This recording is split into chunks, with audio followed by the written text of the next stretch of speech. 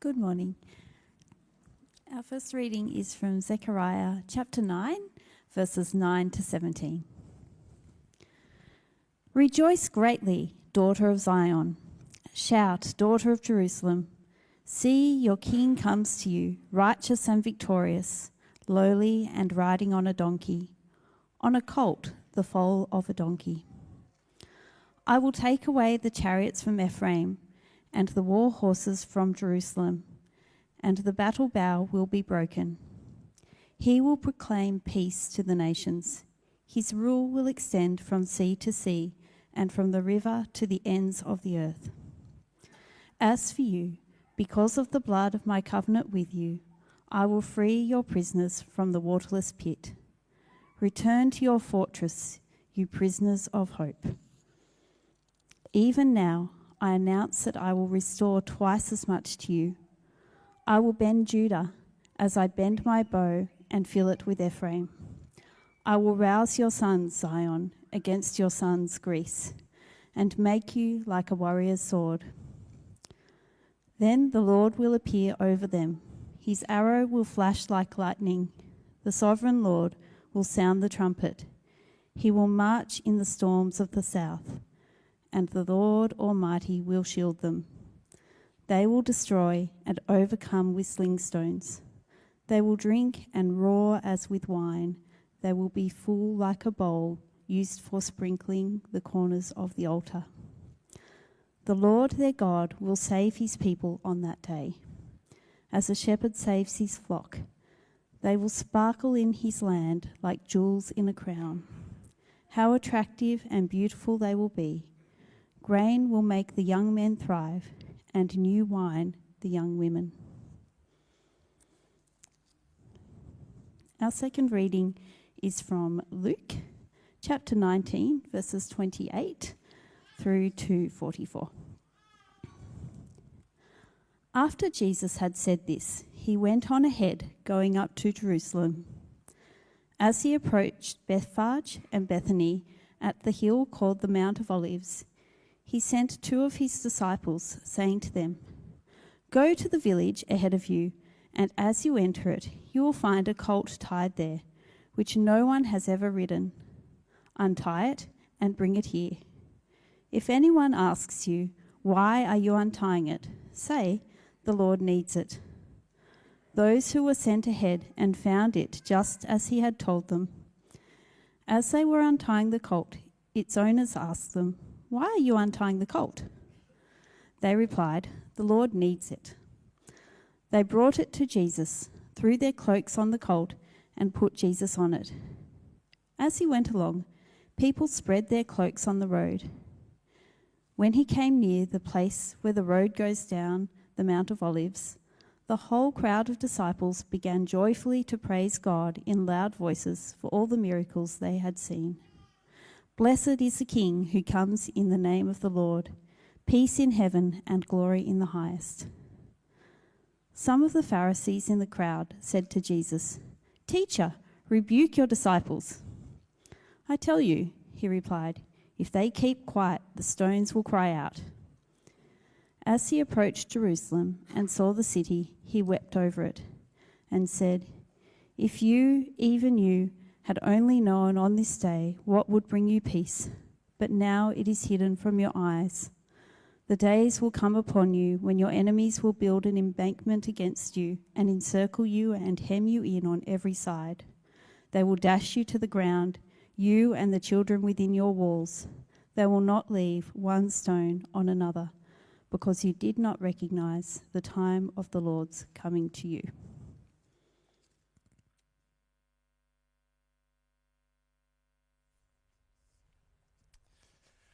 Thanks, Michelle. Good morning, friends. If you don't know who I am, my name's Steve Dinning. I've been here about 6.5 years, something like that. All right, let's begin with a short video clip. Out here in front of the hotel, where the crowd is absolutely thick. You cannot see an inch of space. All you can see is heads, baskets and coloured jerseys. More than 200,000 people lined the streets from Circular Quay to Darling Harbour, showering praise and paper on Borders heroes. It was Sydney's first ticker tape parade in 23 years.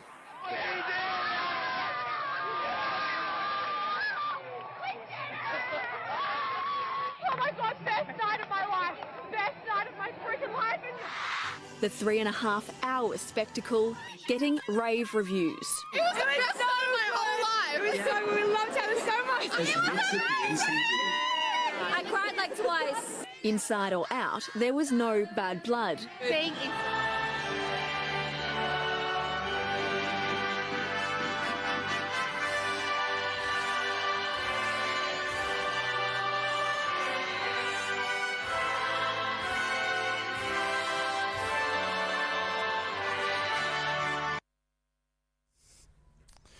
Yeah, we want to stand and keep singing.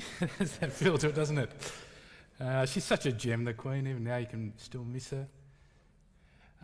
Now, out of interest, show of hands, was anyone in any of those crowds?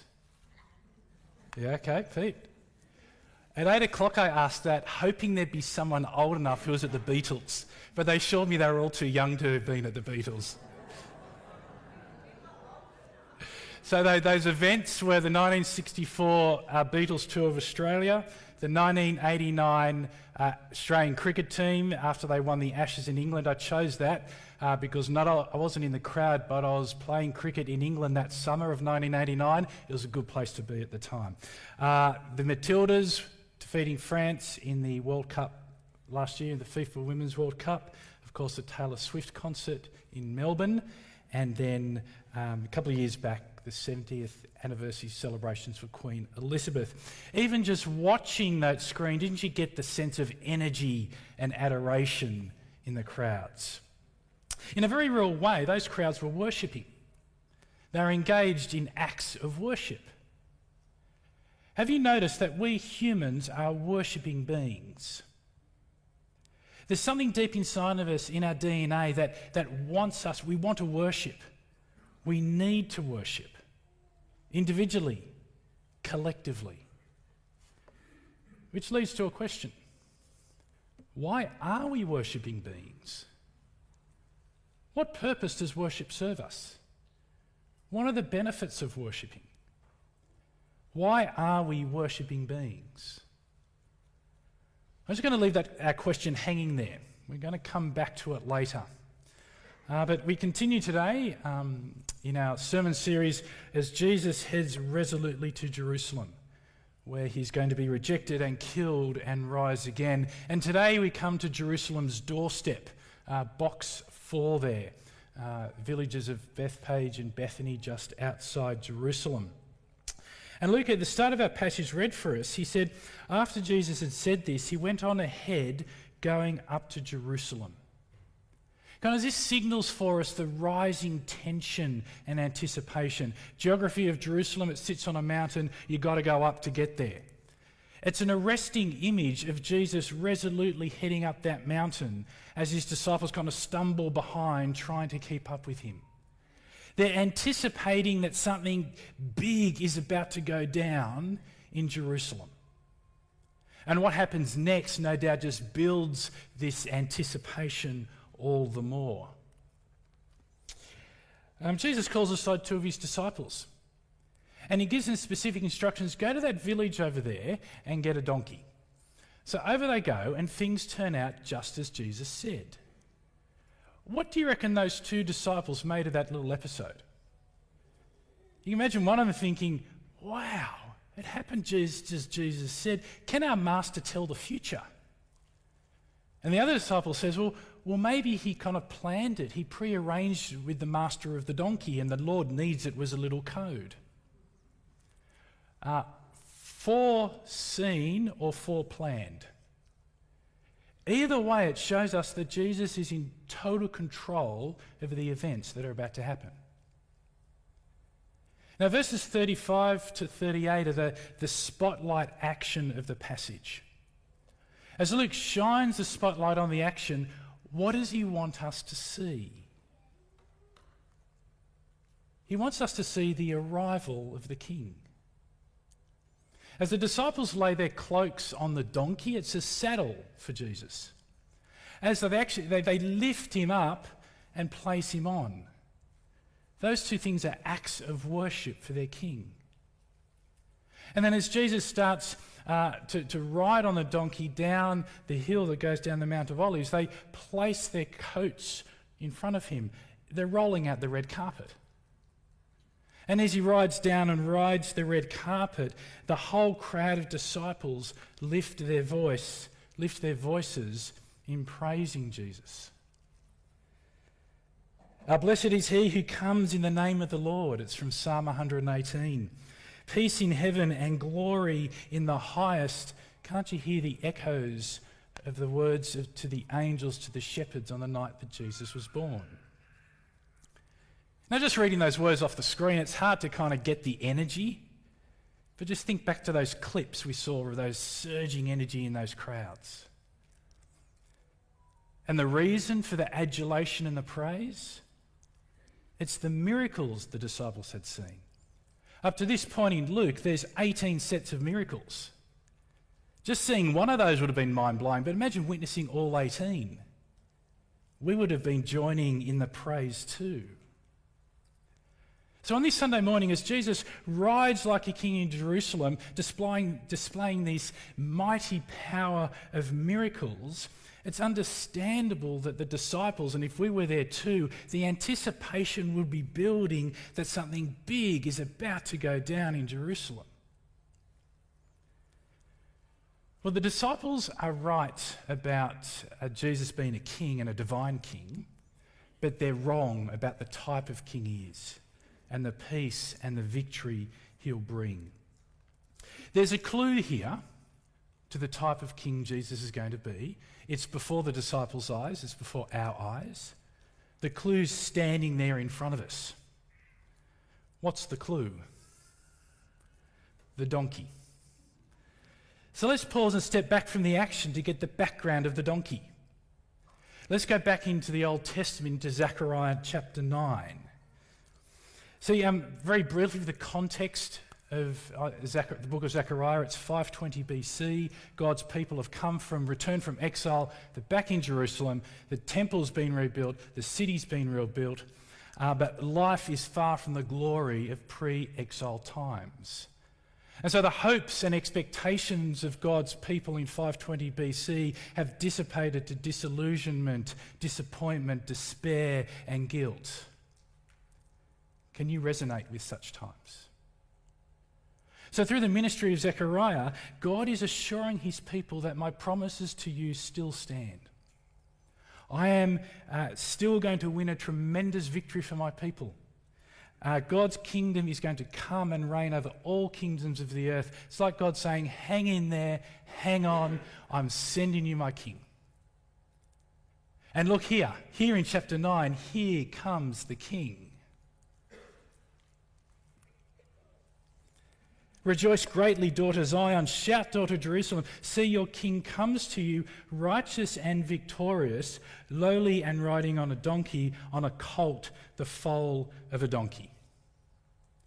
A righteous and victorious king on a donkey. That's not how the world works.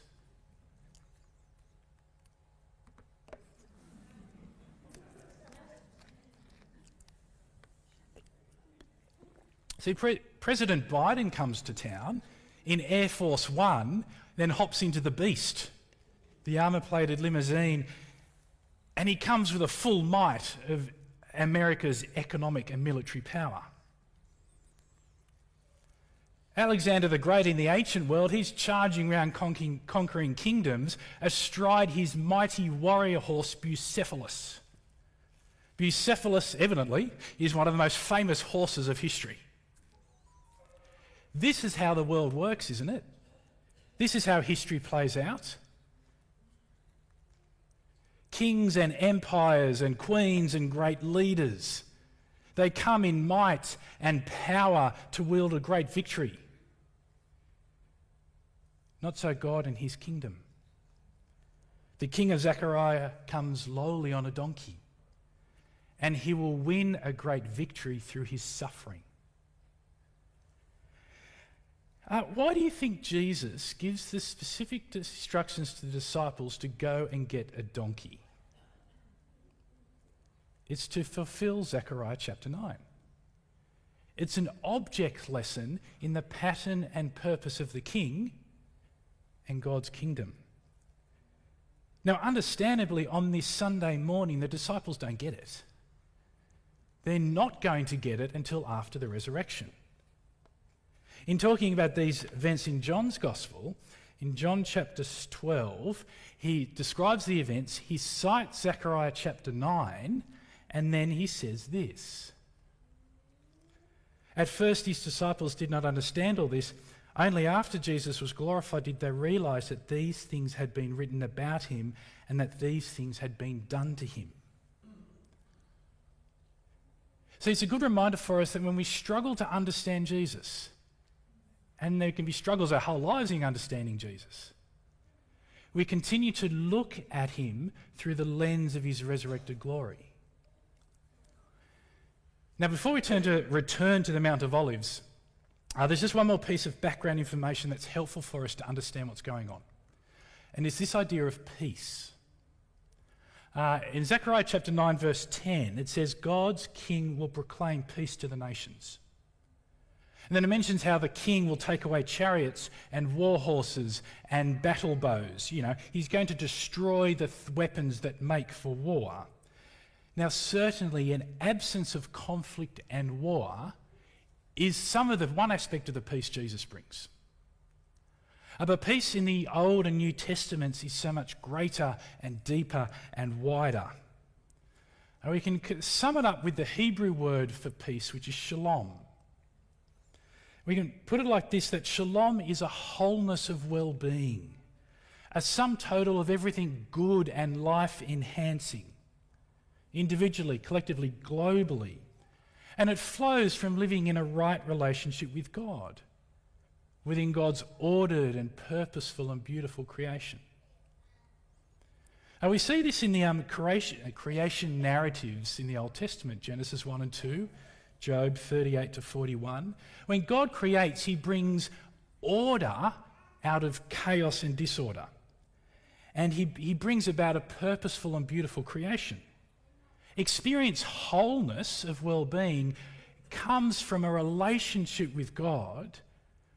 So we have shalom with God, which flows to a shalom within ourselves, a shalom with each other, and a shalom with the whole created order.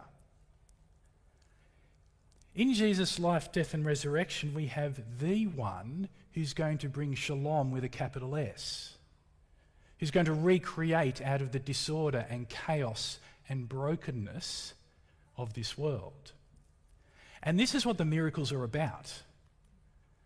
The miracles are mini acts of recreating shalom. So let's pick up very briefly on Luke chapter 8, where the woman who's been subject to bleeding for 12 years gets healed. Now, we know from Mark's account of this that she spent all her money on doctors who have only made her suffering worse, and she hasn't got any better. You know, if you've had prolonged illness, that just wears away our mental, emotional and physical reserves. And under the Old Testament law, which is still operational at the time, this continual bleeding would have characterised as unclean. She would have been excluded from the social and religious life of her village. She was living with anything but shalom. And then she hears word that Jesus is coming to town. She's heard something about his power, so she exercises her faith, goes into the crowd, muscles her way through, touches his cloak, and she's instantly healed. Jesus pauses, draws her out of the crowd, she tells her story. Can you remember the words Jesus says to her? Daughter, your faith has saved you. Go in peace. Go in shalom. She's healed. Her body is healed physically. Her whole well-being is now healed. And what's more, and I think this is why Jesus brings her out in front of the crowd, he's saying to the crowd, this woman now has shalom with God. She can be welcomed back into the social and religious life of this village. She can have shalom with all of you.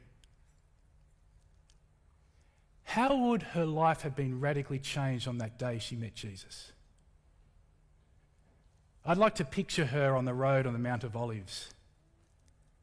She's there with a whole crowd of disciples worshipping her King. Speaking of which, let's go back to the road. There's one more scene we need to touch on, and it's there's not everyone there is worshipping Jesus. Some of the Pharisees there, they rightly understand that the disciples are ascribing a divine title to Jesus. So they demand of Jesus, "Teacher, rebuke your disciples." Not a good move. Jesus in turn rebukes them. "I tell you, if they keep quiet, even the stones will cry out." The Pharisees can't see what lifeless stones can see. Ouch. But the Pharisees are representative of all of Jerusalem, and this drives Jesus literally to tears. "If you, even you, had only known on this day what would bring you peace." Hebrews chapter 7 verse 2 says that the word Jerusalem literally means city of peace. The city of peace rejects the one who will bring them peace. And in a few days' time, they'll crucify Jesus. And Jesus predicts rejecting God's King will bring judgment. And that is fulfilled in AD 70 when the Romans sack Jerusalem. So that's all the action on the road on the Mount of Olives. We'll leave Jesus and the disciples at Jerusalem's door. If you want to find out what happens, come back on Friday. But for the remaining time now, what I want us to think on is how does what has happened on this Sunday in the first century shape what happens tomorrow, a Monday morning in the 20th century? How is what we've seen going to shape how we live this week? So let's return back to that question. Why are we worshipping beings? What is it inside of us that needs to worship, that desires to worship? What's the benefit of it, purpose of it? Here's some ideas to get us thinking. Love and adoration. As humans, there's something in us that recognises and delights in beauty. I don't mean just physical beauty, I mean the full scope of beauty. The beauty of music, the beauty of art, the beauty of sport, the beauty of someone who does something really well. When we see it, we're attracted to it and we want to praise.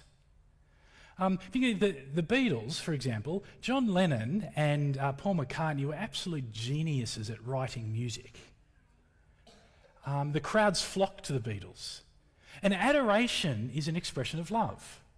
We love what we worship what we love. I think of gratefulness. When we receive something good from someone, or it's life-enhancing, or they meet a need in us, we have this sense it's right to thank them. This gratefulness is an act of worship. And we express that gratefulness through our time, through our money, through our actions, through our words. Well, think of a model and inspiration. Often what's in the mix of worshipping our heroes is that they're a model for us. They inspire us, either specific acts or their way of being. So an example from Taylor Swift, back in 2013 at a meet and greet, a radio presenter by the name of David Mueller, he's having a photo with Swift and he puts his hand up her dress and gropes her buttocks. At the end, afterwards, she complains to station management. He gets fired. A few years later, he sues her for defamation and wants to claim $3 million in damages. She countersues with battery and sexual assault for $1. It goes to trial on the 24th of August 2017. Mueller is found guilty and his case is thrown out. A year later, Swift's performing at a concert and fans are holding up $1 bills in honour of her, but she takes this moment then to talk to the crowd about encouraging people to believe victims of sexual abuse and to apologise for people who haven't been believed. And she acknowledges that there's many who have been abused, but unlike her, they don't have the platform and public support to stand up against sexual abuse. Using your power and influence to stand up against sexual abuse, that's a model worth following. Finally, I will take the next two together. Longing and desire, and bigger than ourselves. See, what we worship clues us into our longings and desires. What's important in life? What's significant? What fills us with meaning and purpose? What gives sweetness and joy? Why is it that when only Aussie sporting teams do well on the world stage, we go nuts? It gives us a splash of joy in life. And don't we need joy? Social commentators often observed our obsession with the British royal family. It's something about, they're living a bigger life than us. They're living that fairy tale that we long for. But then we know that's not true because, we hear that Kate Middleton is now battling with cancer. But this deep longing within us, it points us to we want to be part of something bigger. Because being part of something bigger gives us a meaning and purpose that fills a hole inside us. Do you see how the story of the scriptures speaks into this? We can put it like this. Our capacity and our need to worship is the fingerprint of God, our Creator, for the shalom-shaped hole within us that only life with King Jesus can fill. Now that's a mouthful. Read it through yourself.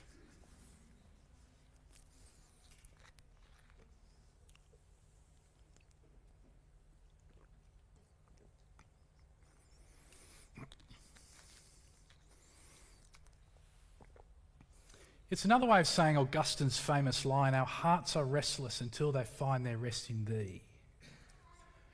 See, worshipping Jesus, loving, obeying, delighting in, enjoying Jesus is how we experience shalom in this life.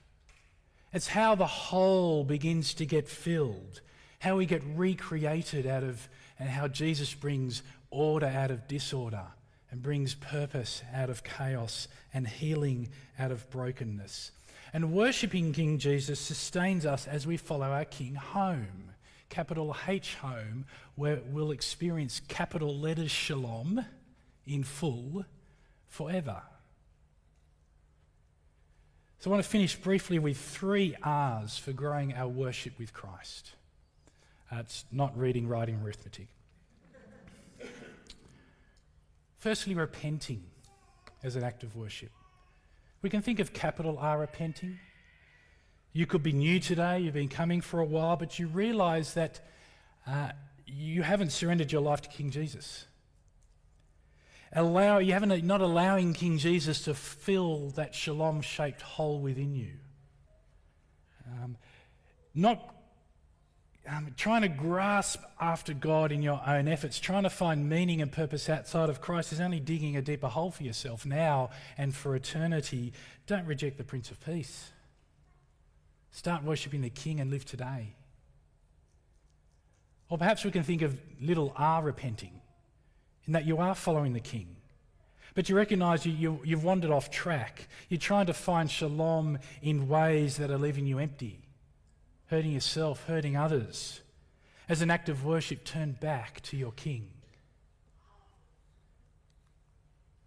What about realigning our worship? See, God gives us many good things in this life that play a role in kind of experiencing shalom.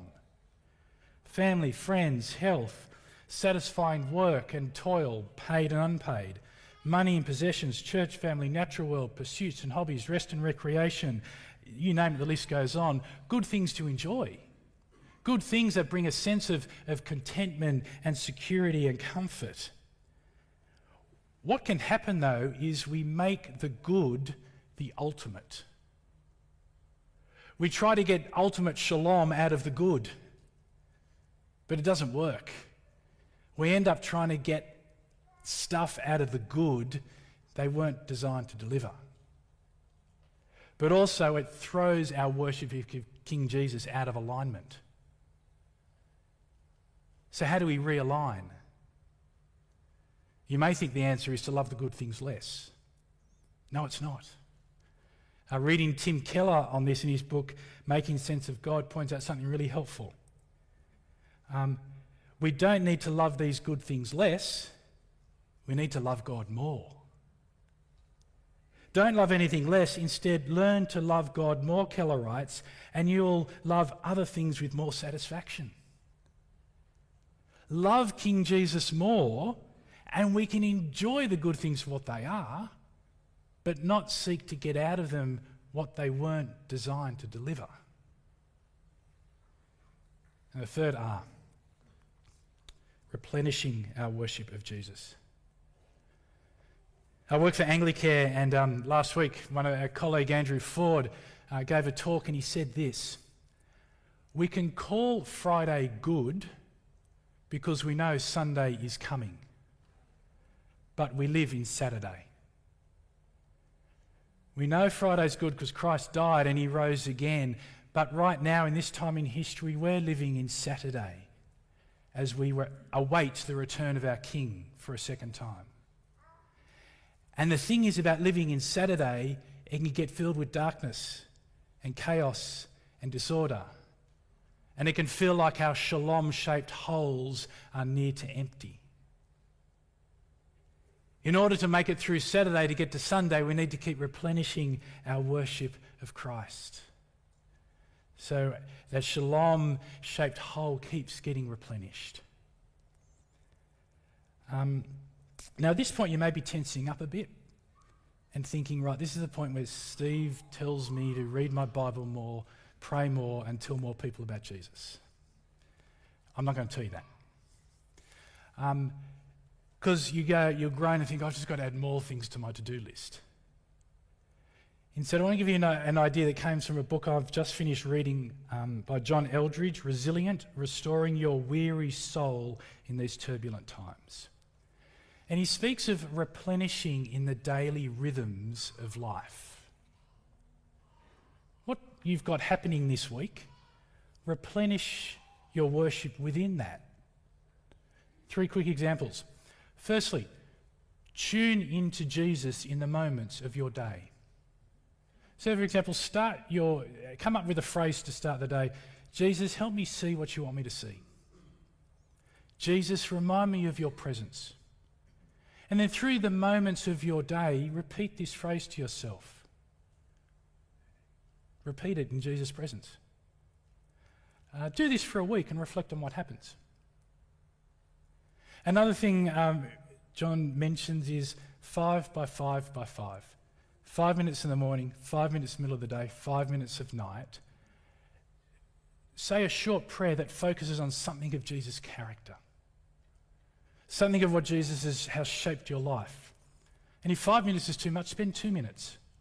You can do it while you're doing other things. 5 by 5 by 5. Do it for a week and reflect on what happens. And third one is try something new in your regular pattern of Bible reading and prayer. So something new for me was reading this book.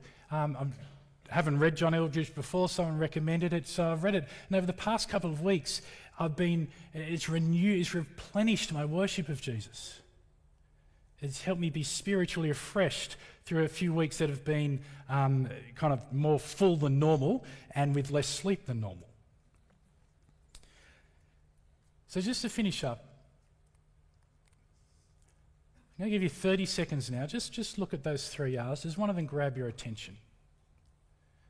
Is the Spirit nudging you in some way?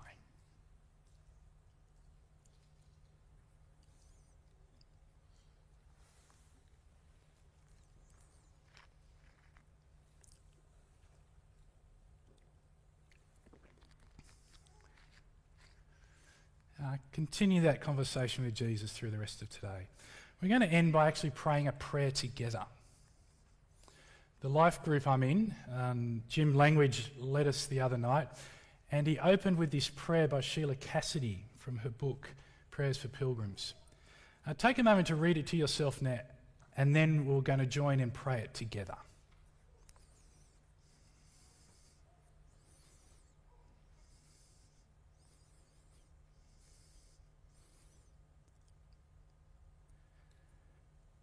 So let's join together.